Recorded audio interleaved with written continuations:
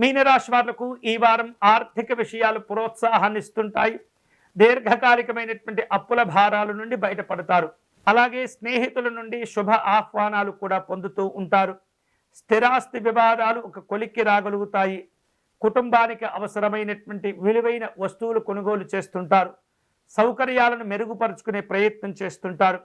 ప్రముఖులతో పరిచయాలు ఏర్పడుతుంటాయి. అనుకున్న పనులన్నీ కూడా ఈ వారం పూర్తి అవుతుంటాయి. సంతాన సంబంధమైనటువంటి శుభవార్తలు వింటారు. అలాగే కుటుంబంలో శుభ కార్యక్రమాలు కూడా నిర్వహించుకునేందుకు తగినటువంటి ప్రణాళికలను రూపొందించుకుంటూ ఉంటారు. వ్యాపార విస్తరణకు ఉన్నటువంటి అడ్డంకులు ఆటంకాలను అధిగమించగలుగుతారు. ఉద్యోగ విషయాల్లో ఆశించిన పనులు పూర్తి అవుతుంటాయి. నిరుద్యోగులకు నూతన అవకాశాలు కలిసి వస్తుంటాయి. వారం ప్రారంభంలో మీనరాశి వారు తమ ఆరోగ్య విషయాల్లో జాగ్రత్తలు తీసుకోవాలి. దూర ప్రాంత ప్రయాణాలన్నీ కూడా వాయిదా పడుతూ ఉంటాయి. ధన వ్యవహారిక విషయాల్లో జాగ్రత్తగా ఉండాలి. అనుకూలమైనటువంటి ఫలితాలను పొందేందుకు కష్టపడుతూ ఉండాలి. వివిధ రూపాల్లో ఆత్మవిశ్వాసాన్ని పెంచుకోవాలి. రాజకీయ కార్యక్రమాల్లో అనుకూలతలు ఉంటుంటాయి. కొంత దృష్టి దోష సంబంధమైనటువంటి ఇబ్బందులు కూడా ఎదుర్కొంటూ ఉంటారు.